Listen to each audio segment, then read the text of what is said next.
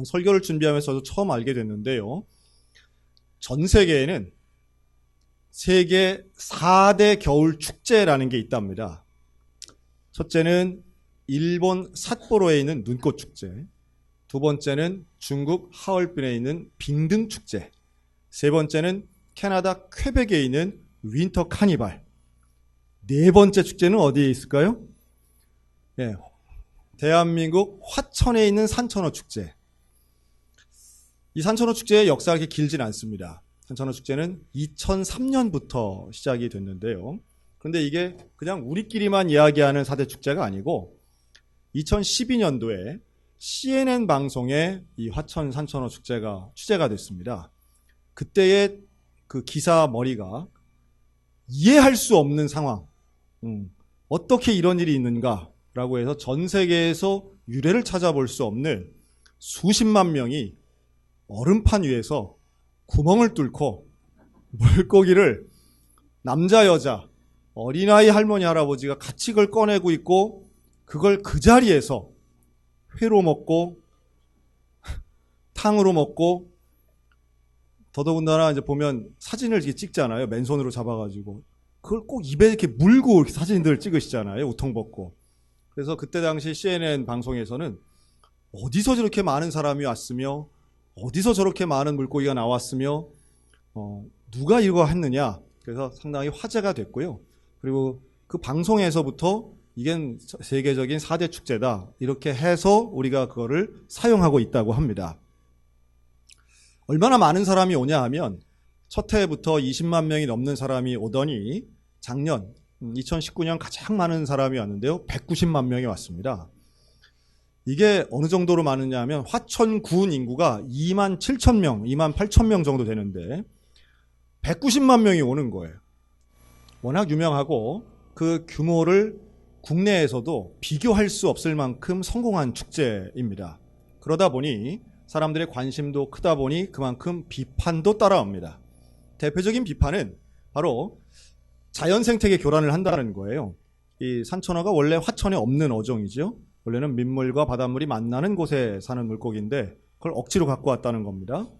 또 두 번째는 이게 자연적으로 사는 게 아니라 양식 어종을 갖다가 그 많은 사람이 꺼내려면 얼마나 많이 갖다 넣겠습니까?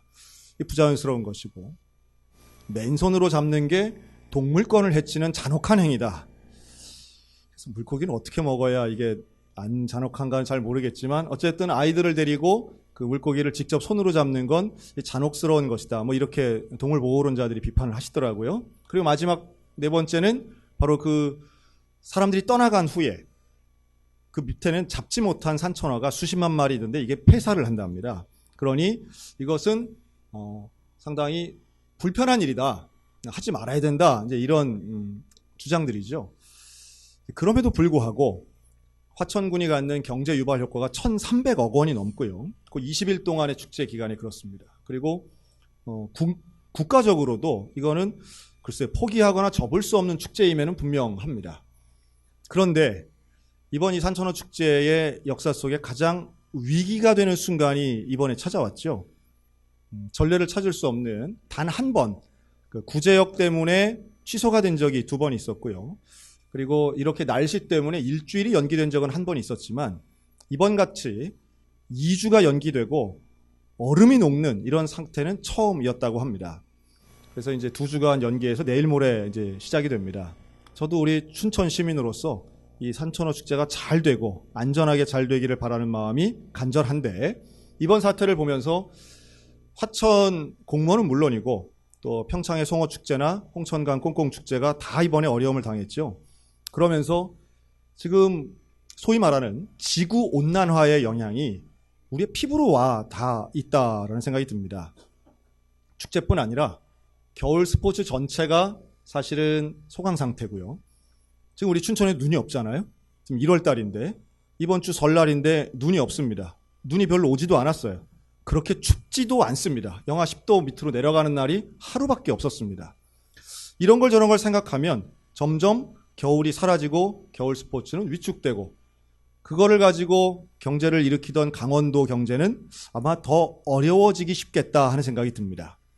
물론 혹자들은 뭐 겨울 따뜻해지면 더 좋은 거 아니야? 라는 분들도 분명히 계시리라고 생각이 들어요. 저도 그랬으니까요.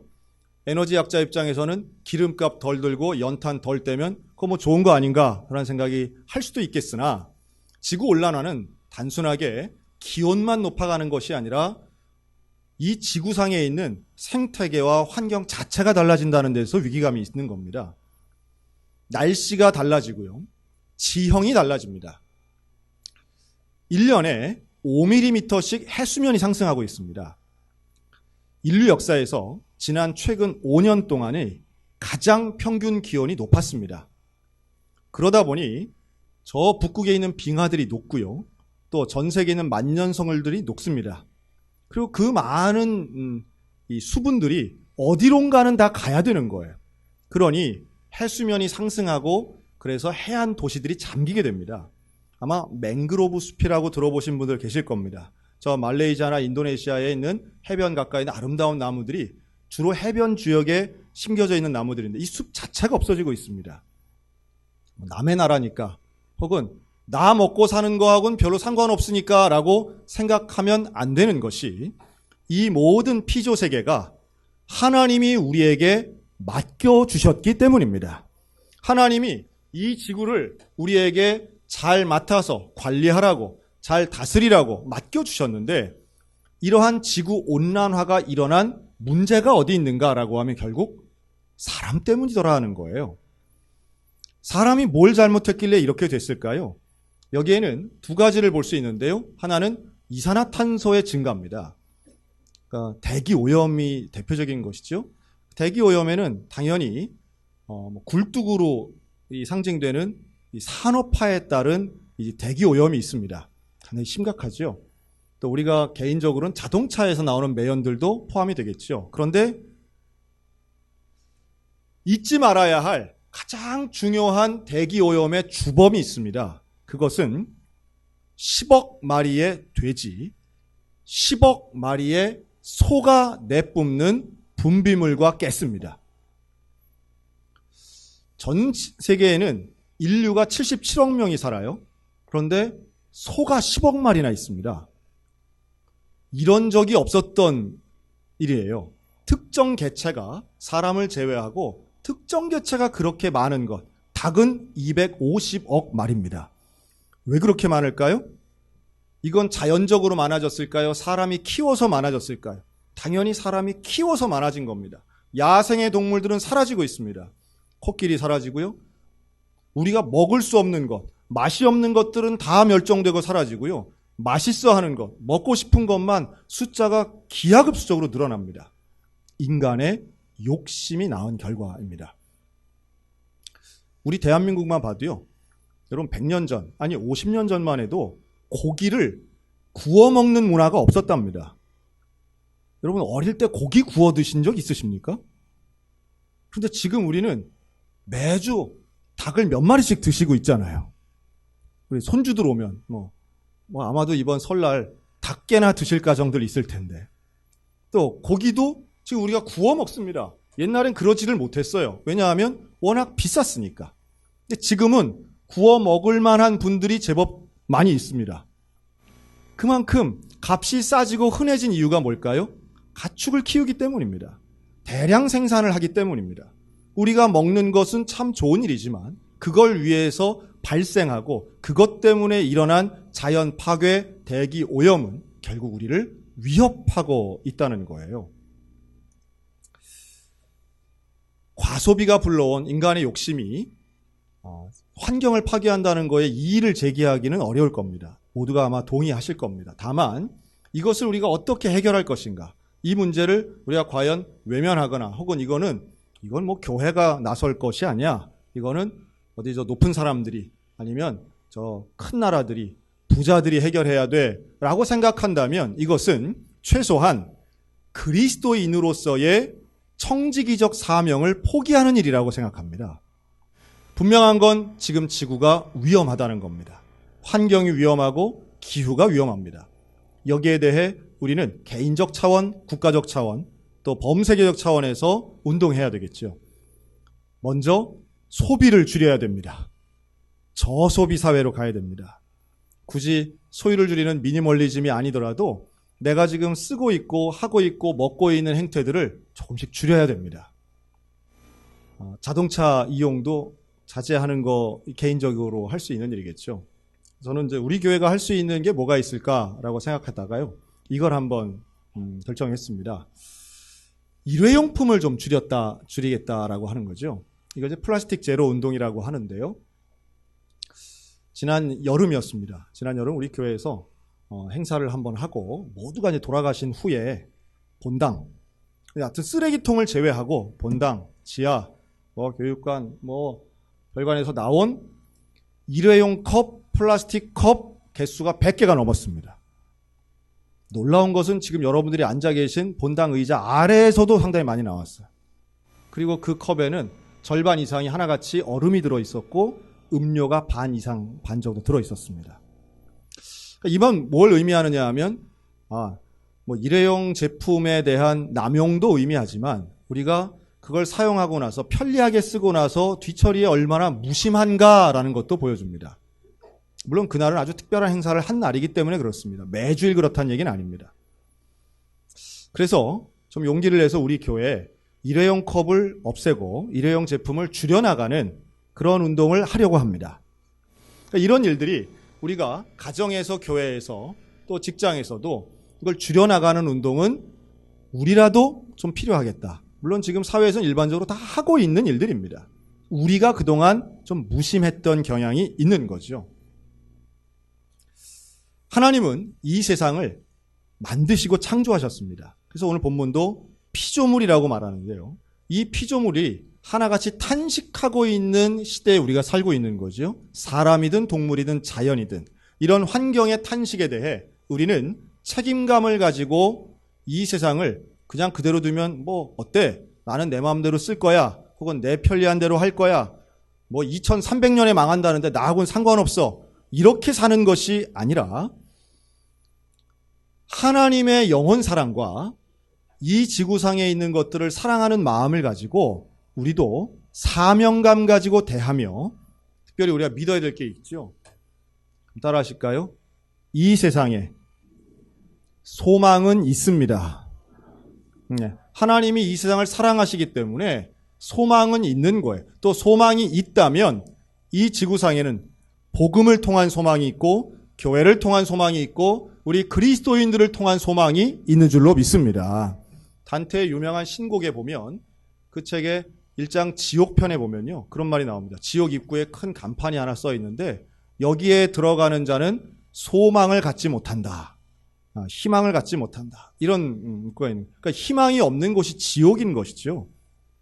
환경의 문제가 되었건 경제적인 문제가 되었건 여러분 살아있다고 다 산 거겠습니까? 소망이 없으면 죽는 거예요. 소망이 없으면 지옥에 있는 거예요. 하지만 하나님을 믿고 예수 그리스도를 믿는 우리는 이 땅에 대한 또 인류와 백성과 이웃에 대한 소망과 사랑을 가지고 살아갈 때에 지옥이 아닌 천국 될 줄로 믿습니다. 하나님의 나라를 꿈꾸면서 세상을 이끌어가는 거죠. 130년 전 조선 땅에 들어온 기독교는 시대를 깨웠습니다. 양반과 상놈으로 나누어졌던 계급사회를 계급을 없애는데 기독교가 얼마나 큰 역할을 했는지 몰라요. 남존여비, 남자는 존중받을 수 있지만 여성은 비천한 존재라고 생각했던 그 시절에 교회는 여성에게 이름을 불러주고 여성이 남성과 동등하다는 걸 가르치며 하나님 보시기에 우리는 똑같은 사람이라고 하는 것을 직분을 통해, 가르침을 통해, 은혜를 통해서 전파했습니다. 한국이 근대화되는데, 조선이 대한민국, 대한제국이 근대화되는데 교회의 역할은 분명했어요. 시대를 깨우고 시대를 앞서가고 하나님의 말씀인 진리를 가지고 사람들을 계몽한 겁니다. 오늘날 우리들에게 주어져 있는 다양한 사명들 중에 복음 전파의 사명 가장 중요하지만 이 시대를 이끌어가는, 시대를 깨우는 사명도 분명히 필요한데요. 그런 의미에서 올 한 해 우리 소양교회는 세상을 온전케 하는 사역자가 되기를 소원합니다. 교회가 교회 안에서만 있는 게 아니라 우리 근처에 있는 이웃들에게만이 아니라 이 시대가 요청하는 일들에 대해 우리는 성경적 가치관을 가지고 이 일들을 수용하기도 하고 협력하기도 해야 된다는 말씀입니다. 사실 이 부분이 우리 한국교회 최근 100년 동안 가장 약한 부분이기도 했습니다. 소위 말해 복음의 공공성, 교회의 공공성이 얼마나 약했었는가. 교회를 성장시키고 한 개인을 성령으로 변화시키는 것에는 집중했지만 우리 한국교회가 시대의 역할과 국가와 민족을 계몽하는 데는 한참 뒤떨어져 있다는 평가를 받는 거죠. 그럼에도 불구하고 오늘 이 로마서 8장은 이렇게 말씀합니다. 우리 하나님은 모든 것을 합력하여 선을 이루시는 분인 줄로 믿습니다. 그 선을 이루시는데 우리에게 부족한 게 있고 또 연약한 부분이 있다 할지라도 하나님이 원하시는 것에 순종하면 결국 하나님이 원하시는 선한 일들이 우리를 통해서도 이루어지게 될 줄로 확신합니다. 그런 면에서 올해 우리가 해야 할 몇 가지 사역들을 좀 나누길 원합니다. 조금 전에 말씀드린 플라스틱 제로 운동, 환경보호를 위한 아주 작은 실천이죠. 또 올해는 전혀 안 하던 거 하나 하는데요. NGO 시민단체와 협력하는 일입니다. 교회와 협력하는 것도 중요하지만 특정한 사업을 위해서 기독교적 가치관을 가지고 있는 NGO와 협력하는 것도 효과적이기 때문인데요. 이를 위해 글로벌 비전이라고 하는 이 사회 NGO, 주로 아시아, 동아시아, 또 북한 선교를 위해서 만들어진 NGO 단체입니다. 여기하고 협력해서 이번 사순절 기간에 우리는 북한 어린이 돕기 쌀국수 헌금을 할 겁니다. 뭐냐 하면 한 끼를 금식하든지 또 쌀국수로 먹으면서 우리가 그 잉여의 돈을 북한 어린이를 돕는 데에 쓸 겁니다. 물론 그게 뭐 큰 액수가 아닐 수도 있겠으나 시도하고 관심을 가지고 마음을 갖는 거죠. 또 있습니다. 우리가 2월 초부터 할 해피엔딩 프로젝트의 일부인데요. 우리는 장기 기증 운동도 관심을 갖고 함께 나눌 겁니다. 사실 이 부분은 오래됐습니다. 그런데 장기 기증이라고 하는 것은 대부분 내 사후에 일어나는 일이죠. 그러다 보니 나의 의지가 중요한 건 사실이지만 나의 보호자들이 어떻게 생각하느냐에 따라서 장기 기증이 결국 실행되느냐 안 되느냐가 결정됩니다. 그러니까 내가 죽기 전에 아무리 장기 기증 하겠다고 써도 내 배우자나 혹은 내 자녀들이 사후에 그걸 알리지 않고 실행하지 않으면 즉각적으로 이루어져야 하는 안구, 심장, 신장의 적출들이 제때 이루어지지 않으면 결국 기증은 이루어지지 못하게 됩니다. 그러나 이 기증을 받아서 새로운 생명을 살게 되고 건강한 삶을 회복하는 분들을 보면 야, 이거야말로 사람 살리는 일이구나 하는 것을 깨달을 수 있고요. 우리 기독교의 진리, 또 예수 그리스도의 이웃사랑, 십자가에 달리시면서도 인류를 구원하시려고 하신 바로 그 예수님의 사랑이 있을 때에만 가능한 일인데 이것을 우리가 함께 나누고 또 동참하기 위해 애쓰려고 합니다.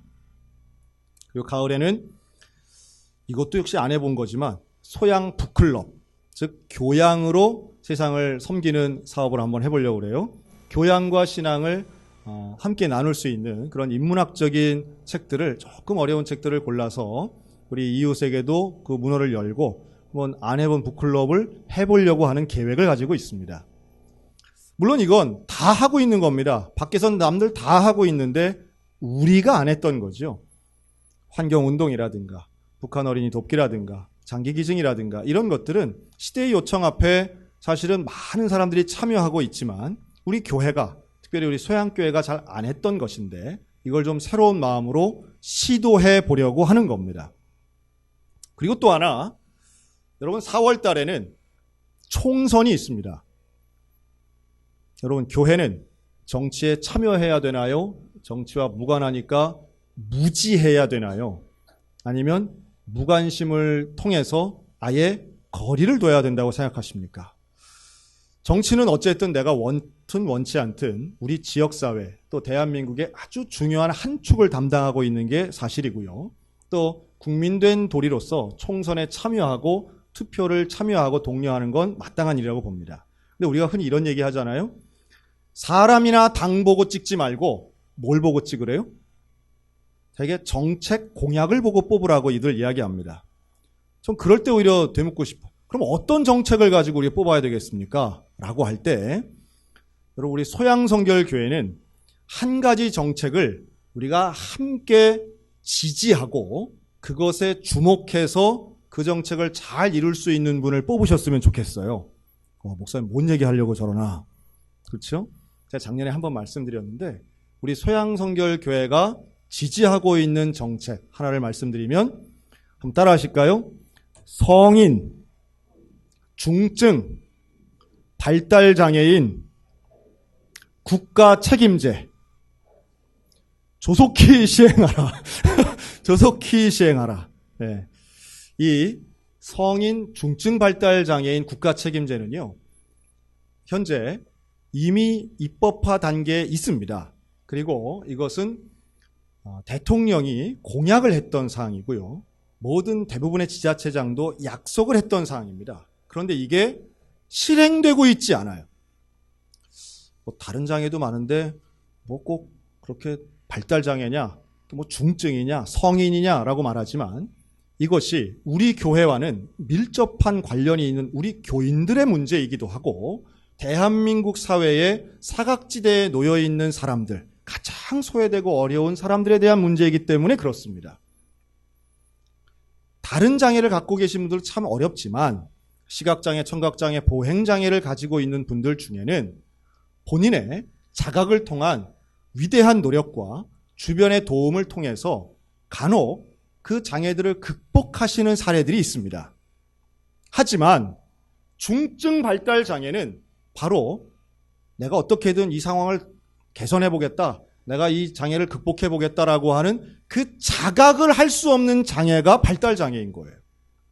그렇기 때문에 이 중증 발달 장애인들은 평생을 누군가 도와주지 않으면 생존하실 수 없습니다. 그런데 우리나라의 현재 정책은 성인 중증 발달 장애인들을 돕는 것이 아직까지 실행되지 않고 있습니다. 자, 이것을 약속은 했지만 실행하지 않은 이 정책을 현실화하고 조속히 시행할 수 있는 분을 우리 소양교회는 요구하고 또 선택하는 지혜를 가지고 함께 나아갔으면 좋겠다는 말씀이에요. 왜냐하면 우리 교회가 25년간 지속적으로 해왔던 사랑누리 사역이 바로 그 핵심이기 때문에 그렇습니다. 또 성경이 말씀하는 가장 소외되고 가장 어려운 사람을 돕는 것은 지극히 성경적인 것이고 그 도울 수 있는 가장 효과적인 방법은 정치와 경제와 국가 시스템을 이용하는 방법이기 때문에 또한 그렇습니다. 우리가 요구할 수 있고 실행할 수 있고 그것을 위해 힘을 모으고 지혜를 모으는 것은 정치를 이용한 성경적 가치의 완성이라고 또 이룸이라고 저는 믿기 때문이에요. 오늘 설교는 뭔가 예전하고 좀 다르죠? 자, 사회적 공공성 또 사회의 참여를 위한 우리 세상을 온전케 하는 사역자라고 하는 주제는 그만큼 우리에겐 낯설어 있습니다. 뭔가 환경을 이야기하고 혹은 정치나 혹은 사회나 시스템을 이야기하면 우리는 왠지 낯설어요. 왜냐하면 교회는 그런 것보다는 개인에 대한 개인의 안녕과 육체의 회복과 개인의 성공에 집중해서 지금까지 달려왔기 때문인데요. 물론 그것 계속 할 겁니다. 하지만 올 한 해만큼은 조금 더 우리의 시각을 넓혀서 사회를 돕고 또한 이웃을 돕고 그러면서도 시대를 이끌어갈 수 있는 우리 소양교회 역할을 감당했으면 참 좋겠습니다. 결국은 하나님이 하시지만 이 시대를 회복시키시고 병들어 있는 사회를, 병들어 있는 피조물을 하나님의 아들들로 그 영광된 모습으로 변화시키는 것, 오늘 저와 여러분에게 주어진 사명인 줄로 믿습니다. 우리 가운데 올 한 해 좀 안 해본 일들이지만 낯선 일들이지만 함께 협력하여 힘을 모으고 지혜를 모아 하나님의 마음을 품고 이웃을 섬겨 세상을 온전케 하는 저와 여러분들 이 시대의 일꾼들 다 되시기를 우리 주님의 이름으로 축원합니다. 아멘.